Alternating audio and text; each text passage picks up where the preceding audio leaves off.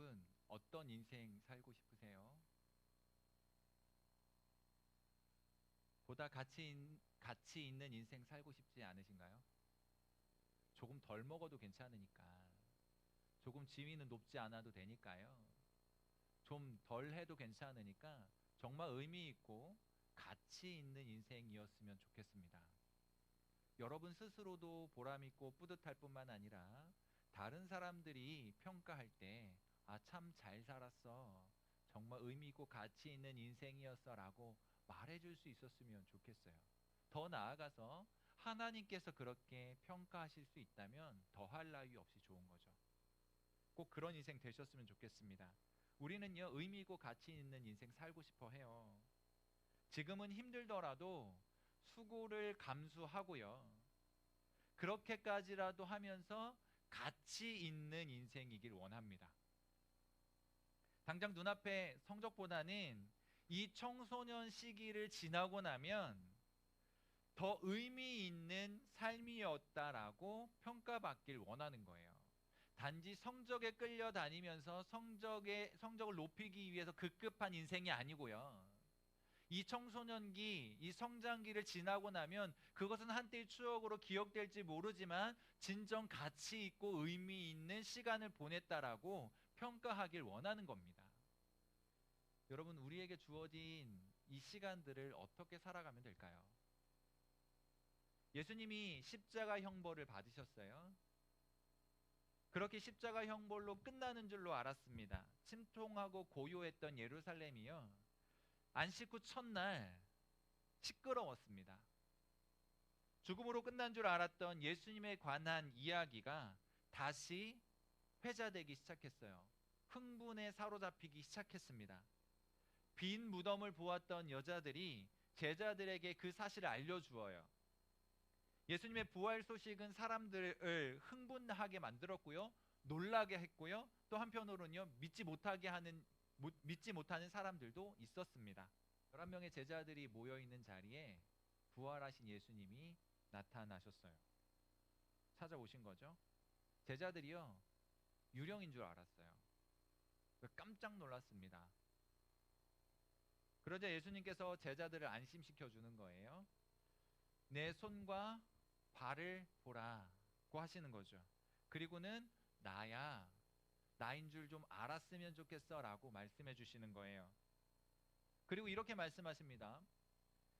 영은 살과 뼈가 없지만 나는 살과 뼈가 있으니 만져봐라고 하십니다. 급기야 여기 뭐 먹을 것 없느냐라고 물으시면서요, 제자들이 내어준 생선 한 토막, 구운 생선 한 토막 잡수십니다. 이 이야기는요, 예수님께서 몸의 부활이 일어났다는 것을 증명해주는 사건이었어요. 그리고 본문의 말씀이 오늘 시작되고 있는 거예요. 본문 내용을 요약하면 이런 겁니다. 십자가의 처형을 당하기 전에 가르쳐 주었던 이야기가 바로 이거였어. 예수님의 제자들은 알지 못했거든요. 인자가 죽었다가 다시 살아나야 된다라고 하시는 그 말씀을 몇 번 예고해 주셨지만 실제로 예수님이 나타나기 전까지 그것이 무엇을 의미하는지 잘 몰랐어요. 그런데 부활하신 예수님께서 나타나셔서는 그거 말씀해 주시는 거예요. 내가 생전에 이야기했던 그것이 바로 이거야. 이제 알겠니? 라고 물으시는 거죠. 그리고요, 이어서 모세의 율법과 선지자의 글 시편에 기록되어 있는 내용들이 모두 메시아와 관련된 그 내용들이 다 이루어졌어 라고 하는 것을 다시 한번 분명하게 말씀해 주시는 겁니다. 지금 이 말씀을 하시는 분이 부활하신 예수님이세요. 누가는 그 후의 상황에 대해서 이렇게 설명합니다. 그들의 마음을 열어 성경을 깨닫게 하시고, 제자들의 마음을 열어서 성경을 깨닫게 하셨다는 거예요. 예수님께서 제자들의 마음을 여셨습니다. 그리고 그 내용들이 깨닫게 하셨어요. 그리고 부활하신 주님을 만나고 그 주님을 믿게 되어지는 그런 일들을 행하셨다는 겁니다. 오늘 이 시간 여러분들의 마음이 열려지고요, 이 놀라운 진리가 깨달아질 수 있기를 바랍니다. 예수 부활하신 이 사건이 깨달아질 수 있기를 바라요. 가슴속에 받아들여질 수 있기를 바랍니다. 그리고 믿음으로 고백될 수 있어야 합니다. 그리고 예수님께서요, 제자들에게 새로운 지위를 선언해 주세요. 48절에 보니까요. 너희는 이 모든 일의 증인이라. 뭐라고요? 증인이라고요. 증인이라는 말은요. 헬라어로 마르티스라는 말입니다. 마르티스. 이거는 목격자라는 의미가 있거든요. 지금 이 제자들이 보고 있는 상황이 뭐죠? 며칠 전 죽은 줄로 알았던 예수님께서 살아나셔서 제자들 눈앞에 나타나신 거예요. 살과 뼈가 있는 걸 확인했고요. 그리고 생선 한 토막 잡수시는 것도 보았습니다. 부활하신 예수님을 보았어요. 그것이 그들이 목격한 것이었습니다. 너희가 이 모든 일의 증인이다라고 이야기하시는 것은 지금 부활하신 예수님에 대하여 목격한 대로 전해주고 가르쳐 주어야 한다라고 하는 사실을 포함하는 의미입니다. 손과 발에 난 못자국을 보고 있고 구운 생선 한 토막 잡수셨던 예수님을 보았습니다. 지금 이들은 예수님의 부활을 또렷하게 보고 있는 거예요. 그리고 이들에게 깨닫게 하신 것이 또한 부활입니다. 그러니까 이 모든 일, 그 일은 앞서 이야기한 예수님의 부활에 관한 것이었어요. 너희가 증인이다라고 말씀하실 때는요, 부활의 증인이라는 말이에요.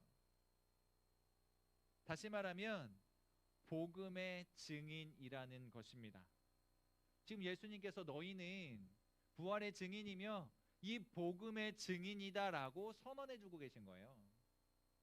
그래서 46절은요, 그리스도가 고난을 받고 제3일에 죽은 자 가운데서 살아날 것을 말씀하신 것. 그리고 47절은요, 그의 이름으로 죄사함을 받게 되는 회개에 대하여 이야기하는 거예요. 그것이 복음입니다. 예수님 죽으셨다가 3일 만에 부활하셨죠? 이게 복음이에요. 이 예수님으로 인하여 죄사함을 얻는 회개가 가능해졌어요. 그래서 그것을 받아들이는 자, 믿는 자는 구원을 얻게 됩니다. 이것이 복음이에요. 영원히 죽을 수밖에 없던 인생을 위해 그렇게 하신 것, 그리고 그것을 믿는 자들은 살아나게 될 것이고 구원 얻게 될 것이라고 하는 사실이 복음이에요. 예수님을 믿음으로 구원을 얻게 된다라고 하는 사실, 이 복음을 여러분들의 가슴속에 새기고요, 이 복음의 증인으로 살아가야 되는 것입니다. 이 복음이요, 예루살렘에서부터 모든 족속에게까지 전파될 것을 오늘 성경이 가르쳐주고 있는데, 이 복음이 전파되어지는 일에 제자들이 먼저 증인이 되었고요, 오늘을 살아가는 우리들에게도 증인이 되라고 말씀하고 있는 겁니다. 여러분, 세상은요 흔들려요.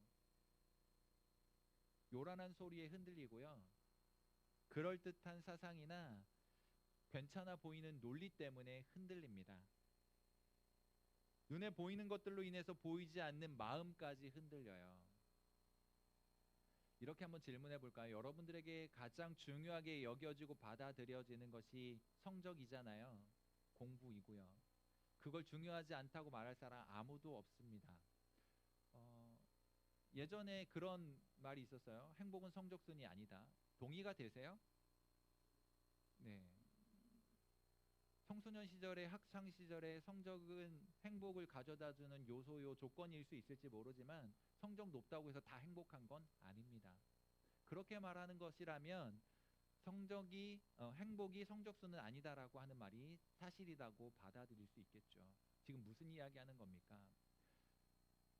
행복이 성적순으로 매겨지는 것은 아닌데 우리는 성적에 매여 살아가요. 성적 높으면 행복할 수 있을 것처럼 세상은 우리들의 마음을 흔듭니다. 그 말이 흔들리는 거예요. 이렇게 하면 성적 오를 수 있어. 이 학원 가면 성적 높여준대. 저 학원 가면 괜찮대. 뭐 이런 이야기를 들으면서요, 성적을 올리려고 많이 노력을 해요. 다 흔들리는 거예요. 세상은 그럴듯한 논리를 가지고 우리에게 이야기합니다. 이것 하면 너 행복해질 거야. 괜찮을 걸. 뭐 이런 식으로요. 그런데 우리는요, 잘 들을 필요가 있어요. 그런 면에서 세상은 흔들려요. 내가 원하는 성적을 얻었는데요, 그 순간 뭐 한 일주일 정도, 뭐 한 달 정도는 행복할 수 있겠죠. 그런데 그 시간이 지나고 나면 또 흔들리는 거예요. 그 다음 시험을 준비하면서 불안한 겁니다. 행복하지 않아요. 괴로운 거예요. 지난번에 많이 성적이 올랐으니까 이번에도 그 정도는 해줘야지 라고 하는 부담감이 더 커질 수 있는 거예요. 한도 없고 끝도 없는 게 이런 겁니다. 세상에 있는 가치들이 다 그래요. 우리가 얼마 정도의 돈을 벌면 행복할까요? 아마 끝이 없을 겁니다.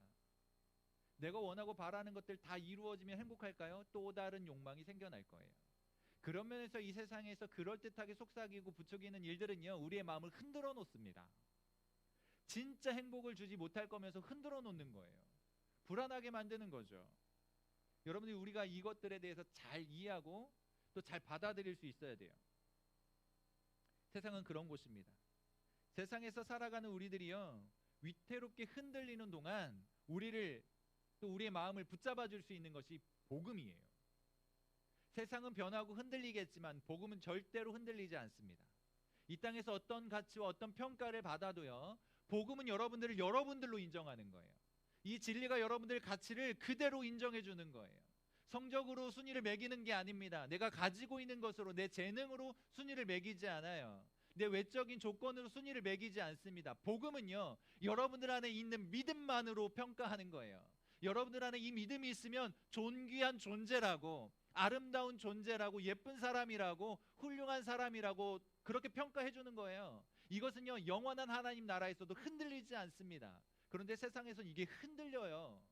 그거로 되겠냐고, 그렇게 해서 먹고 살겠냐고, 그렇게 해서 무엇이 얻어지겠느냐고 그렇게 흔들어 놓습니다. 하지만 잘 기억하셔야 돼요. 세상에 있는 동안은 잠시고요, 여러분들이 영원의 때를 준비하셔야 돼요. 그런 면에서 세상은 흔들리고 있습니다. 이 흔들리는 세상에서 복음 붙들고 견고하게 서시는 여러분들 되셨으면 좋겠어요. 그래서요, 이제는요, 복음과 상관 있는 삶을 좀 살아가시기를 부탁드립니다. 부활과 깊은 연관을 가진 삶을 좀 살아가시기를 부탁드려요. 이렇게 살아가는 것이요, 증인으로 사는 거예요. 잘 들어보세요. 그것이 왜 증인의 삶인지. 증인이라는 말은요, 국어사전을 찾아보니까요, 이렇게 정의하고 있어요. 어떤 사건을 증명할 수 있는 사람. 어떤 사건을 증명할 수 있는 사람이래요. 이런 이야기 들어보셨어요? 요즘 것들은 에이그 뭐 이런 이야기 들어본 적 있으세요? 요즘 애들 같지 않네, 뭐 이런 얘기 들어본 적 있으세요? 좀 꼰대 같죠? 뭔가 보았기 때문에 내리는 평가입니다. 요즘 것들은. 그건 예전에는 안 그랬다는 자기 생각이 있는 거거든요. 그 기준을 가지고 보았다는 얘기예요. 사실 우리는요, 각자 다른 색깔을 가지고 있어요. 성격도 다르고요, 좋아하는 것도 달라요. 추구하는 것도 분명 다를 겁니다. 하고 싶은 일도 다를 거예요. 제 각각의 특징이 있고요, 스타일이 있습니다. 각자 다른 스타일대로 살아가고 있는데요, 그럼에도 불구하고 우리끼리는 통하는 독특한 무언가 색깔이 있고요, 우리끼리 통하는 무언가 독특한 스타일이 있는 거예요. 외적인 무언가는 다 다양하고 존중받지만 그럼에도 불구하고 우리끼리 통하는 무언가 있는 거예요. 아, 이 부분은 뭔가 통하는데 라고 하는 것이 있는 거예요. 각자 삶의 방식은 다르다 할지라도 통하는 것이 있는 거예요. 세상 사람들은 세상의 기준과 세상의 가치관으로 우리를 봅니다. 세상의 기준과 조건으로 우리를 봐요. 그리고 평가합니다. 요즘 것들은 뭐 이런 식으로, 요즘 애들 같지 않은데 이런 식으로 평가를 하는 거예요. 자기 기준으로 평가를 하는 거예요. 그러나 우리는 그런 세상 평가에 부합하기 위해서 사는 사람들이 아니에요. 세상이 뭐라고 하든지 그 이야기에 편승해서 살아가는 사람들이 아니라고요. 세상이 성적을 높이면 성공이다라고 말하지만 그것 따라 살아가는 사람들이 아니라고요. 우리는요, 세상의 평가와 기준이 아닌 하나님 나라의 진리를 가지고 살아가는 사람들, 하나님의 진리를 따르는 사람들, 진리가 어떻게 평가하는지를 중요하게 여기는 사람들, 진리에 부합하여 살려고 노력하는 사람들이라는 거예요. 그러면요, 세상에 어떤 평가를 내리든지 그게 중요한 게 아닙니다. 진리는 복음이에요. 예수님이 고난받고 죽으셨습니다. 그리고 3일 만에 다시 살아나셨어요. 예수 이름으로 죄사함을 얻는 회개가 가능해졌어요. 그래서 예수님 믿으면 구원 얻어요. 이것이 진리입니다. 그리고 이것이 복음이에요. 이 기준을 가지고 세상을 살아가는 거예요. 예수님을 믿으면 구원 얻는다라고 하는 이 진리를 가지고 사는 거예요. 누가 뭐라고 하든지 간에 우리 마음에는요, 이 진리가 분명하게 새겨져야 돼요. 그런 면에서 성적이 조금 못해도요, 중간고사 조금 못 봐도요, 그것 때문에 절망하고 낙심할 이유는 없습니다. 복음에서 받아들여지지 않았다면 그건 절망하고 낙심할 이유예요. 그러나 우리 속에 복음이 선명하다면 이 땅에서의 일들이 조금 오르고 내리고 하는 거에 대해서 너무 절망하거나 낙심할 이유 없습니다. 복음을 여러분들의 가슴 속에 새기고요, 그 복음의 증인으로 살아야 되는 거예요. 우리 마음속에서 이것이 분명해져야 됩니다. 비록 세상에서 힘들고 억울하고 답답하고 화가 나도 세상을 따라서 세상처럼 살지 말고요, 진리를 따라서 하나님 백성답게 살아가야 돼요. 그리고 복음의 증인으로 살아가야 됩니다. 그런데 억울하면 못 참잖아요. 억울한 거 못 견디잖아요. 내 힘으로 안 되는 것이 너무 많아요. 그래서요, 우리 주님께서 말씀하시는 겁니다. 아버지께서 약속하신 성령이 오시면 성령의 능력으로 이런 삶이 가능해진다는 거예요. 이 사실을 너무나도 잘 알고 계신 예수님께서요, 이 능력이 입혀질 때까지 기다리라는 거예요. 오늘 목사님, 여러분들이 우리 주님께서 약속하시고 말씀하신 그 성령이 충만함을 경험하고요, 그 성령을 힘입어서 여러분들의 인생 청소년기를 살아갈 수 있었으면 좋겠습니다. 그렇게 살아가야 제자의 삶이 가능해지고 증인의 삶이 가능해지는 거예요. 피곤할 수 있어요. 고단할 수 있습니다. 귀찮을 수 있어요. 하기 싫은 거일 수 있습니다. 하지만 우리는 이 세상에 있어도 세상과 같지 않은 특별한 사람이라는 사실 꼭 기억하실 수 있기를 바랍니다. 성령에 사로잡히고요, 부활이, 그 복음이 우리 가슴속에 선명해지면 우리는 그런 삶을 살지 말라고 해도 증인의 삶을 살아가게 되어 있어요.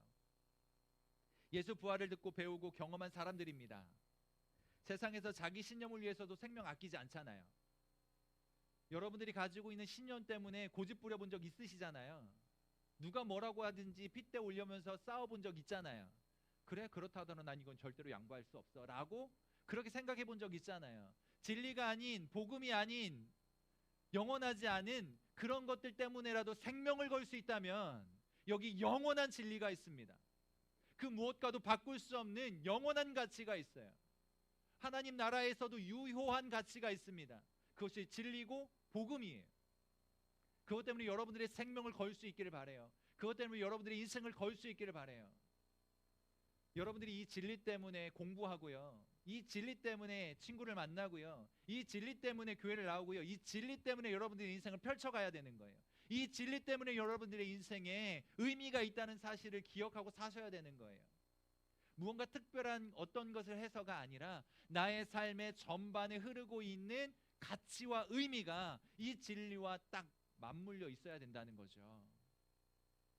여러분 꼭 그렇게 사셨으면 좋겠습니다. 세상에 있는 것들을 위해서도 생명을 걸고 나의 자신을 드릴 수 있다면 영원히 변함없고 무엇과도 바꿀 수 없는 이 진리를 가슴에 품고 살아야 되는 건 당연하지 않을까요? 후회하지 않을 것들, 그것들을 가슴에 새기고 살아야 되죠.